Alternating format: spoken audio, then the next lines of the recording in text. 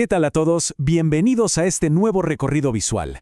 Hoy vamos a meternos de lleno en un rompecabezas lingüístico fascinante, uno que lleva milenios oculto a simple vista. Vamos a analizar de manera totalmente objetiva cómo los antiguos hebreos conceptualizaban la idea de lo divino. Y es que, cuando analizamos la estructura misma de su lenguaje, nos llevamos unas cuantas sorpresas. Así que, ¡comencemos! Bien, entremos en materia con una pregunta que, la verdad, nos mueve un poco el piso. ¿Existía realmente la palabra Dios en el hebreo antiguo? Piénsenlo un momento. Uno da por sentado que una cultura tan profundamente enfocada en la espiritualidad tendría una palabra exacta, directa para definir a su creador, ¿cierto? Bueno, la realidad histórica y lingüística nos cuenta una historia completamente distinta. Y para entender este enorme vacío, tenemos que retroceder un poco en el tiempo. Fíjense en este dato que es una locura. Los registros nos muestran un silencio total de al menos 1500 años. 15 siglos enteros en los que el nombre divino simplemente no se manifestó a los hebreos. Fue un vacío absoluto hasta aquel famoso evento en el monte Sinaí con Moisés. Imagínense el desafío enorme de querer comunicarse con lo divino durante todo ese tiempo, pero sin tener un nombre propio o una designación específica para hacerlo. Literalmente tenían que ingeniárselas con métodos alternativos.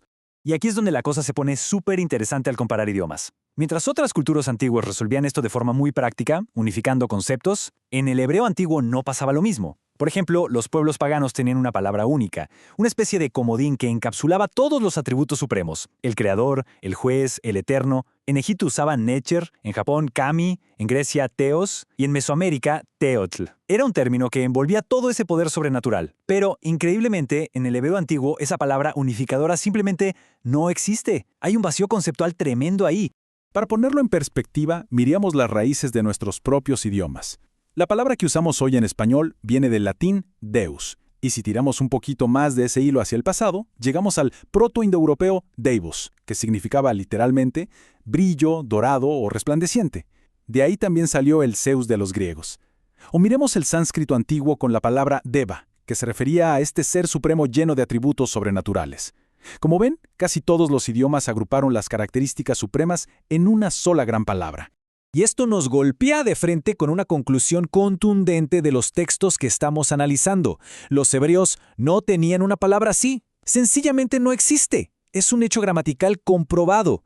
Carecían por completo de ese sustantivo absoluto y genérico que las demás culturas usaban todos los días. Entonces, claro, la gran pregunta que cae por su propio peso es, si no tenían esta herramienta básica del lenguaje, ¿cómo lograban definir o hablar de algo tan inmenso? Sección 1. La solución de los atributos.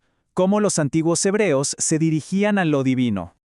Ahora, lo que es realmente fascinante de esta tabla es cómo resolvieron el problema. Y lo hicieron de una manera muy lógica y poética a la vez. En lugar de una palabra general, usaban los atributos mismos como si fueran nombres literales. Fíjense bien, si querían hablar de la eternidad, decían el Olam. Si hablaban del aspecto creador, usaban Bore Olam. Para la santidad era Kedoshim, la justicia Tzadik y la omnisciencia El Deot. Cada nombre es exclusivo para una sola característica. No son sinónimos, no se pueden mezclar, cada uno invoca un rasgo aislado y nada más. Es como un sistema de bloques perfectamente modular. Y vaya que llevaron este sistema modular al extremo. Mientras que en las escrituras tradicionales encontramos por lo menos 12 de estos nombres, cuando nos sumergimos en textos místicos como la Cábala, este número explota literalmente a 72. 72 nombres distintos, cada uno representando un atributo aislado y específico. Básicamente crearon todo un vocabulario inmenso para intentar abarcar algo inabarcable, siempre respetando esa regla de oro: un solo rasgo a la vez. Sección 2. El acrónimo eterno. Descifrando el tetragramatón. Pero claro, toda regla tiene su gran excepción, y esto ilustra brillantemente la genialidad de esta lengua. Estamos hablando de un único nombre que rompe por completo esa regla de un solo atributo. Hablamos del famoso tetragramatón, las 4 letras, YHWH. Lo que nos revelan las fuentes es que esto no es un nombre normal, es un acrónimo súper sofisticado. Es el verbo ser o estar conjugado al mismo tiempo en 3 tiempos verbales. Tenemos haya en el pasado, ove en el presente y iguille en el futuro, todo conectado por la letra de conjunción i. Literalmente empacaron el pasado, el presente y el futuro en una sola palabra. Es increíble. Para consolidar esta idea, veámoslo así. A diferencia de los otros nombres que eran estáticos, como decir justicia o santidad, el tetragramatón es pura acción dinámica.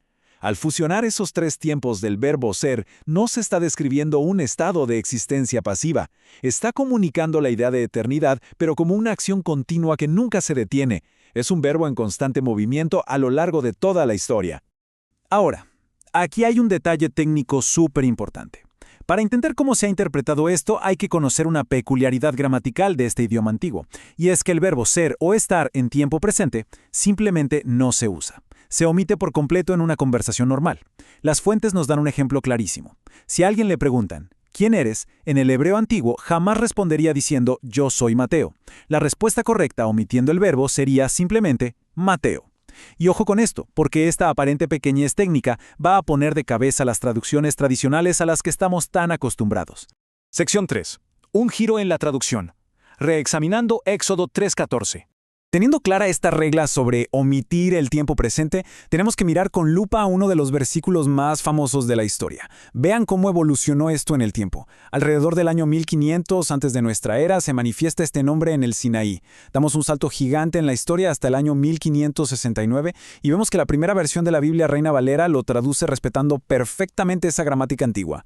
Pero, más de 300 años después, en 1909, se hace una revisión donde cambian oficialmente la conjugación hacia el tiempo presente. Y este es el punto crucial de esta comparación. Fíjense bien, en 1569, el texto original Eye Asher Eye se tradujo hacia el futuro como seré el que seré, lo cual mantiene esa acción dinámica y respeta la regla de que no se usa el yo soy en presente. Pero la revisión de 1909 lo cambió por un simple yo soy. Según el análisis de nuestros textos fuentes, esta traducción a un presente estático sería gramaticalmente incorrecta, y nos señalan que este cambio ocurrió mucho después, para darle respaldo a ciertas doctrinas teológicas que se fueron formando con los siglos. Literalmente, un cambio gramatical transformó todo un paradigma. Sección 4. El misterio fidal. Repensando a Elohim. Ya para cerrar este análisis, vamos a juntar todas las piezas del rompecabezas. Vimos que el hebreo antiguo no tenía esa palabra genérica para lo divino. Vimos que usaban atributos como nombres y que crearon un acrónimo temporal súper complejo para expresar una eternidad dinámica, el cual, como acabamos de ver, fue modificado en las traducciones modernas. Pero todo esto nos deja una enorme pieza suelta.